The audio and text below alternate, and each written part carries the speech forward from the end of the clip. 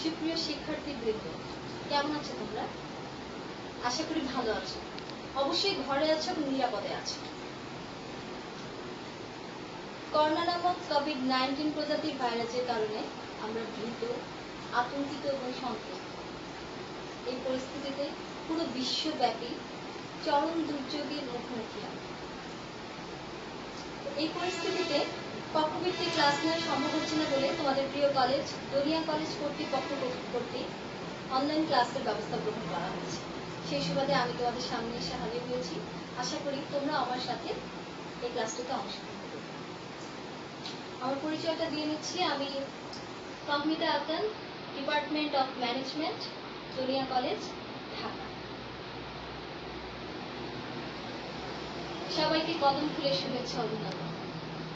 কদম ফুলের সাথে আমরা একটা মিল খুঁজে পাচ্ছি, তোমরা হয়তো কিছুটা বুঝতে পারছো।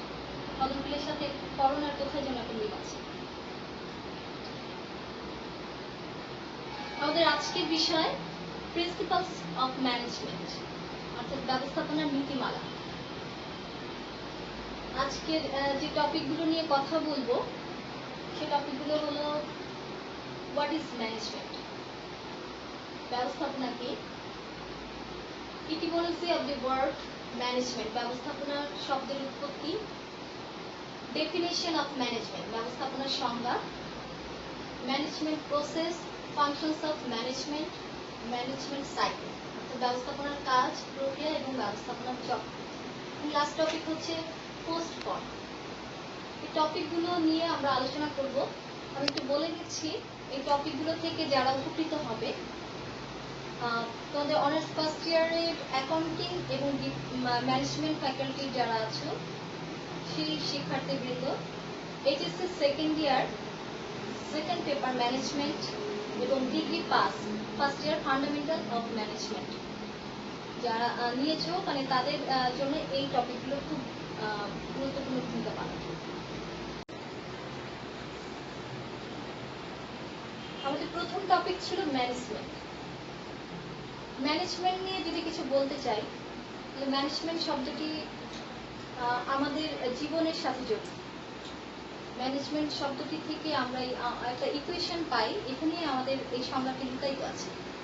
ম্যানেজমেন্টকে যদি আমরা ভেঙে ফেলি তাহলে কি পাই? আমরা পাই হচ্ছে ম্যানেজ প্লাস মেন প্লাস টি, ট্যাক্টফুলি। তার মানে ম্যানেজমেন্ট ট্যাক্টফুলি, মানুষকে কৌশলে পরিচালনা করাকেই বলা হয় ব্যবস্থাপনা। তো এই ব্যবস্থাপনা শব্দটি কোথা থেকে এসেছে? আমাদের একটা টপিক ছিল যে etymology of the word management. Management শব্দটি এসেছে ম্যানেজের শব্দ থেকে, এটা ইটালিয়ান ল্যাটিন শব্দ, এবং এই শব্দটির অর্থ হচ্ছে to train up the horse or to handle. To train up the horse হচ্ছে অশ্বকে প্রশিক্ষিত করা। তোমরা হয়তো দেখে এসেছো টিপু সুলতান আকবর দ্য গ্রেট, তোমরা এই প্রোগ্রামটা দেখেছো হয়তো। তো ওখানে কি আমরা দেখেছি যে ওখানে অশ্বে চড়ে টিপু সুলতান কি করছে? যুদ্ধ করছে এবং যুদ্ধে জয়ী হচ্ছে। কিন্তু এই অশ্ব বা ঘোড়া কিভাবে চড়ছে বা কিভাবে তারা পরিচালিত হচ্ছে, এই বিষয়টা কিন্তু কখনো আমরা ভেবে দেখিনি। তো ওখানে দেখা যাচ্ছে যে টিপু সুলতান বা যে কোনো আগের দিনে রাজা বাচ্চারা অশ্বকে কি করতো? প্রশিক্ষিত করতো এবং তাদেরকে পরিচালিত করতো যুদ্ধে অংশগ্রহণ করার জন্য, এবং এই জন্য তাদেরকে প্রচুর শ্রম দিতে হতো। এই শ্রমের সাথে বর্তমান ম্যানেজমেন্টের ব্যবস্থাপক, একজন ব্যবস্থাপক কি করেন? শ্রমিকদের ঠিক সেরকম শ্রম দিয়েই একটা প্রতিষ্ঠানের সমগ্র কার্যক্রম পরিচালনা করা। সেই শ্রমের সাথে এই ম্যানেজার শব্দটির একটা সাদৃশ্যপূর্ণ ভাব আছে বলেই এই ম্যানেজার শব্দ থেকে ম্যানেজমেন্ট শব্দটির উৎপত্তি হয়েছে। আমরা একটা চিত্র দেখতে পাচ্ছি। অ্যাকর্ডিং টু পিটার ব্রাকার উনি একটা সংজ্ঞা দিয়েছেন, তুমি একটু দেখো যে management is a multipurpose organ that manage business and manage managers and manage workers and work. তার মানে ম্যানেজমেন্ট আসলে মাল্টিপারপাস অর্গান হিসেবে কাজ করে, এবং যা ম্যানেজ করে একটা ব্যবসা প্রতিষ্ঠানকে, ম্যানেজ করে ব্যবস্থাপককে, এবং ম্যানেজ করে শ্রমিকদেরকে এবং কাজকে। এই চিত্র থেকে আমরা এটাই বুঝতে পারি।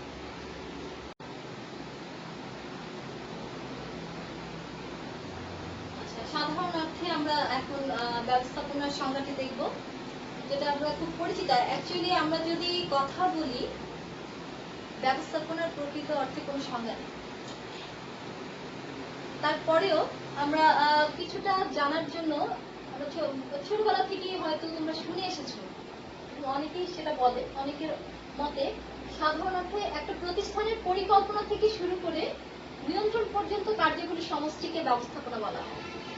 পরিকল্পনা থেকে শুরু করে নিয়ন্ত্রণ পর্যন্ত কি কি কাজ আছে তোমরা হয়তো শুনে থাকবে, যে পরিকল্পনা, সংগঠন, কর্মী সংস্থান, নির্দেশনা, প্রেষণা, সমন্বয় এবং নিয়ন্ত্রণ, এই কাজগুলো আছে ব্যবস্থাপনার ক্ষেত্রে। এই সমগ্র কার্যকরী সমষ্টিকে বলা হয় ব্যবস্থাপনা। এছাড়া আরেকটা সংজ্ঞা থেকে আমরা ব্যবস্থাপনার পূর্ণাঙ্গ একটি অর্থ খুঁজে পেতে পারি। দেখো, একটা প্রতিষ্ঠানের লক্ষ্য বা উদ্দেশ্যকে বাস্তবায়নের জন্য প্রয়োজনীয় উপায় উপকরণ একত্রিত করে প্রক্রিয়া দ্বারা কাজ সম্পাদন করে লক্ষ্যে পৌঁছানোকে বলা হয় ব্যবস্থাপনা।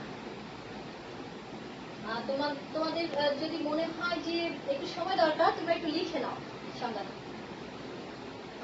আমরা ব্যবস্থাপনা আলোচনা করতে গেলে কয়েকটা বিষয় চলে আসে, যেমন 4P আসে।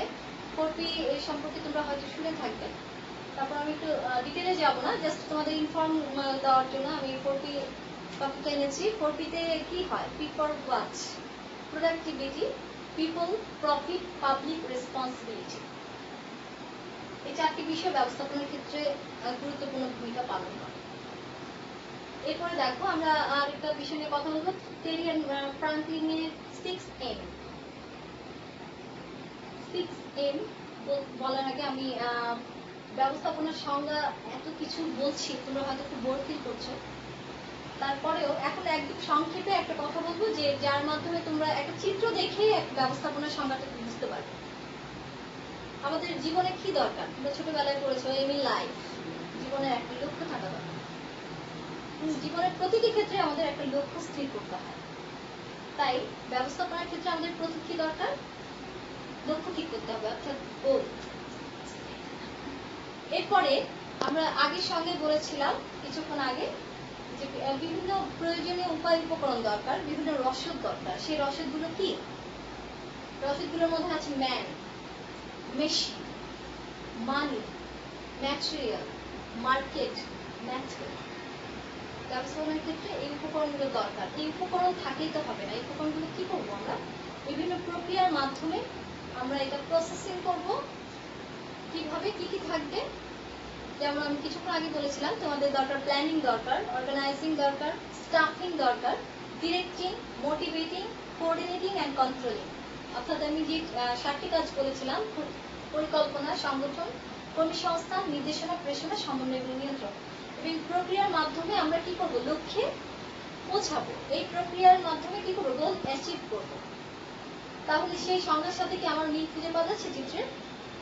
প্রথমে আমাদের লক্ষ্য ঠিক করতে হবে, উপায় উপকরণগুলোকে কাজে লাগিয়ে সেটা প্রসেসের মাধ্যমে, আমাদের প্রক্রিয়ার মাধ্যমে আমরা লক্ষ্যে পৌঁছানো যে চেষ্টা করব, যে লক্ষ্যে যে পৌঁছাবো, এই প্রক্রিয়াটাকে বলা হয় ব্যবস্থাপনা। আমাদের নেক্সট টপিক ছিল ডেফিনিশন অফ ম্যানেজমেন্ট। আমরা কিছু ডেফিনেশন দেখব, তোমরা ইচ্ছে করলে ডেফিনেশনগুলো লিখে নিতে পারো। অ্যাকর্ডিং টু হেনরি ফেল, আমরা জানি হেনরি ফেল ছিলেন কি? একজন আধুনিক ব্যবস্থাপনার জনক। তিনি তার বিখ্যাত বই, আমরা জানি যে ইন্ডাস্ট্রিয়াল অ্যান্ড জেনারেল অ্যাডমিনিস্ট্রেশন বইতে তিনি তার এই সংজ্ঞাটি দিয়েছেন, খুব গুরুত্বপূর্ণ একটি সংজ্ঞা। To manage is to forecast and to plan, to organise, to command, to coordinate and to control. অর্থাৎ কি? ব্যবস্থাপনা হচ্ছে পূর্বানুমান ও পরিকল্পনা, সংগঠন, নির্দেশনা, সমন্বয় সাধন ও নিয়ন্ত্রণের সমষ্টি। According to Lawrence A. Ackley, উনি বলেছেন, management is the art of getting things done through the effort of others people. আচ্ছা, ব্যবস্থাপনা হচ্ছে অন্যের দ্বারা কাজ করিয়ে নেওয়ার কৌশল। সেটা আমি শুরুতেই বলেছিলাম, ব্যবস্থাপনা অন্যের দ্বারা কাজ করিয়ে নেওয়ার কৌশল। According to A.A. Allen, এই সংজ্ঞাটি খুব মজার একটি সংজ্ঞা। Management is what manager does. একজন ব্যবস্থাপক যা করে তাই ব্যবস্থাপনা, তার মানে তোমার পক্ষেও একজন ব্যবস্থাপক হওয়া সম্ভব যদি তুমি চাও। According to Ricky W Griffin, এই সংজ্ঞাটি খুব চমৎকার ভাবে উনি বর্ণনা করেছেন, আমরা একটু দেখে নিই। Management is a set of activities including planning and decision making, organizing, leading and controlling, directed act on organization's resource, human, financial, physical and information with the aim of achieving organizational goals is an efficient and effective manner. অর্থাৎ ব্যবস্থাপনা হচ্ছে একগুচ্ছ কাজকে বোঝায়। আমরা কিছুক্ষণ আগে কিছু কাজ নিয়ে কথা বলেছিলাম, এর মধ্যে কি ছিল? পরিকল্পনা প্রণয়ন ছিল, সিদ্ধান্ত গ্রহণ, সংগঠিতকরণ, নেতৃত্ব, নিয়ন্ত্রণ। যে সংগঠনের লক্ষ্য বাস্তবায়নের উদ্দেশ্যে সংগঠনের সম্পদসমূহ যেমন মানবীয়, আর্থিক, প্রাকৃতিক এবং তথ্য দক্ষতার সাথে কার্যকরভাবে পরিচালনা করে। আমাদের এখনকার যে টপিক নিয়ে কথা বলবো, এই টপিকটি নিয়ে অনেক মতবিরোধ আছে। আমাদের টপিকটা হচ্ছে functions of management, management cycle. এখানে অনেকের অনেক মত, অনেকের মতে ব্যবস্থাপনার কাজ 4টি, অনেকের মতে 5টি, কারো কারো মতে 6টি, আবার কারো কারো মতে 7টি। কার মতে কি কি আমি কিছুক্ষণ পরে ডিটেলে যাব। তার আগে আমরা যেটা সঠিক এবং আধুনিক প্রযুক্তিতে আমাদের যেটা আমাদের জানা দরকার, সেই টপিকটি নিয়েই আমি আজকে এসেছি, কারণ এটা নিয়ে অনেক মতবিরোধ আছে। তো ব্যবস্থাপনার প্রথম কাজ যদি বলি, সেটা হচ্ছে planning, then organising, directing and controlling. ব্যবস্থাপনার প্রধান কাজ হচ্ছে 4টি।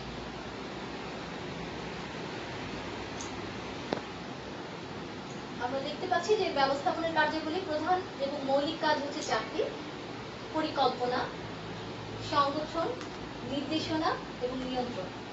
আমরা একটু 3 নাম্বার কাজে যদি খেয়াল করি, এখানে আমরা 3টি কাজ দেখতে পাচ্ছি: কর্মী সংস্থান, প্রেরণা এবং সমন্বয়।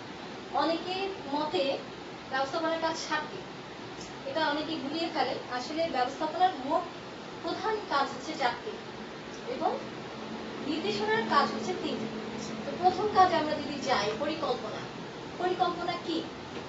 আমরা জানি যে ভবিষ্যতে কি করতে হবে তার অগ্রিম চিন্তা ভাবনাই হচ্ছে পরিকল্পনা, মানে ভবিষ্যতের জন্য একটা ছক তৈরি করা, ভবিষ্যতে কি করব তার জন্য বিভিন্ন পদক্ষেপ গ্রহণ করা, তারপর কাজটা বাস্তবায়িত করা। নেক্সট কাজ আছে সংগঠন। সংগঠন আমরা কেন দরকার? সংগঠনে অবশ্যই একটা নির্দিষ্ট লক্ষ্য দরকার হয় এবং সবাই মিলে একত্রিত হয়ে কাজ করি। কিন্তু এই সংগঠনের ক্ষেত্রে আমরা আমাদের আরো কিছু দরকার, যে বিভিন্ন বিভাগ এবং উপবিভাগে কাজটা ভাগ করে কাজটাতে কাঠামোতে রূপদান করে কাজটাকে বাস্তবায়ন করা। 3 নাম্বার কাজটি আমরা দেখতে পাচ্ছি যে নির্দেশনা। নির্দেশনার মধ্যে আমরা জানি যে পূর্ববর্তী কাজের সাথে সামঞ্জস্য রেখে পরবর্তী কাজ করা। এর মধ্যে আছে কি? কর্মী সংস্থান, প্রেরণা এবং সমন্বয়। কর্মী সংস্থানে আমরা কি করি? কর্মী সংস্থানে সাধারণত আমরা কর্মী নিয়োগ দিই, কর্মী সংগ্রহ করি, কর্মীদের প্রমোশন দিই, কর্মীদের প্রশিক্ষণ দিই, কখনো কখনো অবনতি দেওয়া হয় এবং অবসর পর্যন্ত যাবতীয় যে কাজগুলো করা হয় সেটা কর্মী সংস্থানের মধ্যেই অন্তর্ভুক্ত আছে। এরপরে দেখতে পাচ্ছি আমরা প্রেরণা। এখন কর্মীদেরকে নিয়োগ দিলেই যথেষ্ট? তাদেরকে কি করতে হবে? তাদেরকে উৎসাহিত করতে হবে। কিভাবে উৎসাহিত করব? কর্মীদের বেতন, বোনাস, আর্থিক, অনার্থিক বিভিন্ন প্রেরণা দিয়ে তাদেরকে উৎসাহিত করব, কাজ যাতে খুব সুষ্ঠুভাবে সম্পাদন করে। এরপরে রয়েছে সমন্বয়। সমন্বয় সকল কর্মীরা কি করবে? একত্রিত হয়ে কাজ করবে এবং এর দায়িত্ব কার? সবাইকে কাজের সাথে মিলিয়ে পরিচয় করিয়ে দেওয়ার দায়িত্ব হচ্ছে একজন ব্যবস্থাপকের। তো সমন্বিত হয়ে কাজ করার জন্য ব্যবস্থাপক সার্বিক প্রচেষ্টা চালনা করবে। সর্বশেষ কাজ আমরা দেখতে পাচ্ছি নিয়ন্ত্রণ। নিয়ন্ত্রণ হচ্ছে একজন কর্মী কি কাজ করছে, কর্মীদের কাজটা ঠিকভাবে হচ্ছে কিনা যাচাই বাছাই করা এবং তাকে পর্যবেক্ষণ করে সেখানে কোনো কাজে ভুল আছে কিনা সেটাকে ধরিয়ে দেওয়াই হচ্ছে ব্যবস্থাপকের দায়িত্ব এবং কর্তব্য। এবং শুধু ধরিয়ে দিলেই হবে না, কাজটা সংশোধন করে দেওয়ার দায়িত্ব নেয় একজন ব্যবস্থাপক। টোটাল এই 4টি কাজই একজন ব্যবস্থাপক করে থাকে। আমি কিছুক্ষণ আগে বলেছি যে বিভিন্ন মতবাদ আছে, আমরা কিছুক্ষণের মধ্যেই এই মতবাদগুলো দেখব। দেখতে পাচ্ছি বিভিন্ন বিশেষজ্ঞদের মতে, যেমন আইরিচ কুন্ডু, বিখ্যাত বিশারদ, উনিও বলেছেন ব্যবস্থাপনার চারটি কাজ কি কি আমরা দেখতে পাচ্ছি। প্রথম কাজ হচ্ছে পরিকল্পনা, সংগঠন, কর্মী সংস্থান এবং সমন্বয় সাধন। এরপরে দেখতে পাচ্ছি আমাদের আধুনিক ব্যবস্থাপনার জনক হেনরি ফেল, উনি বলেছেন ব্যবস্থাপনার কাজ পাঁচটি: পরিকল্পনা, সংগঠন, নির্দেশনা, সমন্বয় সাধন এবং নিয়ন্ত্রণ। এরপর আমরা দেখতে পাচ্ছি এখান থেকে তোমাদের মাঝে মাঝে এমসিকিউতে প্রশ্ন আসে যে এই লুথার গুলিকে কাজ আছে 7টি। এখানে উনি দুটো কাজ নতুন দিয়েছেন। আমরা দেখতে পাচ্ছি পরিকল্পনার সাথে আমরা পরিচিত, সংগঠনের সাথে পরিচিত, কর্মী সংস্থানের সাথে পরিচিত, নির্দেশনা, সমন্বয় সাধন। কিন্তু প্রতিবেদনের সাথে কিন্তু আমরা পরিচিত না, বাজেট প্রণয়নের সাথেও পরিচিত না। প্রতিবেদন হচ্ছে একটা প্রতিষ্ঠানে যখন কাজ হয় তখন সেই কাজের জন্য কাজটি কেমন হচ্ছে তার জন্য একটা প্রতিবেদন রূপে, লিখিত রূপে এটা উপস্থাপন করা হয়। আর বাজেট প্রণয়ন আমরা জানি যে পরিকল্পনার সংখ্যাত্মক প্রকাশকে বাজেট বলা হয়।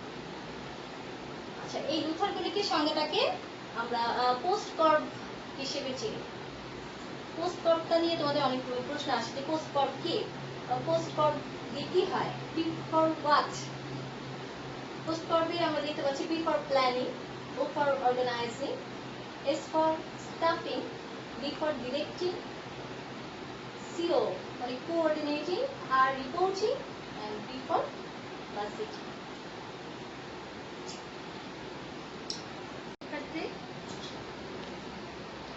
এতক্ষণ আমরা ব্যবস্থাপনা নিয়ে অনেক কিছু জানলাম, অনেক কিছু শুনলাম। তো আমরা নিশ্চয়ই বুঝতে পারছি আমাদের জীবনের প্রতিটি ক্ষেত্রে ব্যবস্থাপনার প্রয়োজন। তোমাদের জীবনের লক্ষ্যে পৌঁছানোর জন্য ব্যবস্থাপনা অত্যন্ত জরুরি একটি বিষয়। শুধু তাই নয়, আমাদের বর্তমান এই পরিস্থিতিতে করোনা মোকাবেলাও কিন্তু ব্যবস্থাপনা অত্যন্ত প্রয়োজন। সঠিক ব্যবস্থাপনা না হলে কিন্তু আমরা এই দুর্যোগ থেকে বাঁচতে পারব না। তবে আমরা বাঙালি জাতি, আমাদের আত্মবিশ্বাস প্রখর, যার কারণে আমরা স্বাধীনতাকে ঢাল তলোয়ার বিহীনও কিন্তু ছিনিয়ে আনতে পেরেছি। আমি একটা ছোট্ট উদাহরণ দিচ্ছি, যেমন আমাদের আত্মবিশ্বাসের লেভেলটা কতটুকু এটা বলার জন্য একটা ছোট্ট উদাহরণ দিচ্ছি। যেমন আমরা দেখছি যে বিভিন্ন রাষ্ট্রে দেখা যাচ্ছে যে সবাই একটা ভয়, করোনার ভয়ে আতঙ্কগ্রস্ত, এবং সবাই বলছে যে আমরা কি করোনা ছবল থেকে মুক্তি পাবো। কিন্তু আমরা কি করছি এই সময়টাতে? আমরা জানি এখন মৌসুমী ফলের সিজন, এখানে এখন আম কাঁঠাল অনেক কিছু হচ্ছে। আমরা কিন্তু এখন দেখা যাচ্ছে অনেকের ঘরে ঘরে আমের আচার তৈরি হচ্ছে এবং আমের আচার খাওয়া হচ্ছে, এবং সেই আচারটা আগামী বছরের জন্য রেখে দেওয়া হচ্ছে যে আমরা আগামী বছর খাবো বলে। তার মানে কতটা আত্মবিশ্বাস যে আমরা আগামী বছর পর্যন্ত বেঁচে থাকবো ইনশাআল্লাহ। মানে এই কনফিডেন্সটা কিন্তু আমাদের বাঙালি জাতির আছে এবং থাকবে, এবং এটা আমাদের মনে হয় এটা আমাদের রক্তের সাথে মিশে আছে। তো আমার এই ব্যবস্থাপনা নিয়ে আলোচনার পিছনে একটা মেসেজ দেওয়ার ছিল। মেসেজটা হচ্ছে যে আমরা যদি সঠিকভাবে ব্যবস্থাপনা গ্রহণ করি, শুধু আমরা না, আমাদের সরকার, জনগণ এবং আমরা সকলে যদি সঠিক ব্যবস্থাপনা নিই, সঠিক ব্যবস্থাপনা গ্রহণ করি, তাহলে কিন্তু আমরা এই করোনা থেকে উত্তরণ হতে পারবো, আমরা মুক্তি পাবো। এবং এই প্রত্যাশা রইল তোমাদের প্রতি। এবং তোমাদের কিছু বলার ছিল আমার, যে আমি আজকে অল্প কিছু বিষয় নিয়ে কথা বলেছি। তোমাদের যদি কোনো সমস্যা থাকে তোমরা কমেন্টের মাধ্যমে আমাকে জানাবে, আমি পরবর্তীতে সেই টপিকগুলো নিয়ে তোমাদের কাছে আবারও আসবো। তো ততক্ষণ পর্যন্ত তোমরা ভালো থেকো, সুস্থ থেকো, এবং লাইক কমেন্ট দিয়ে আমাকে স্মরণ রেখো। তো সবাই ভালো থেকো, নিজের জীবনের নিরাপত্তা বিধান করো, এবং আমি মনে করি এটা আমাদেরই দায়িত্ব। ধন্যবাদ সবাই।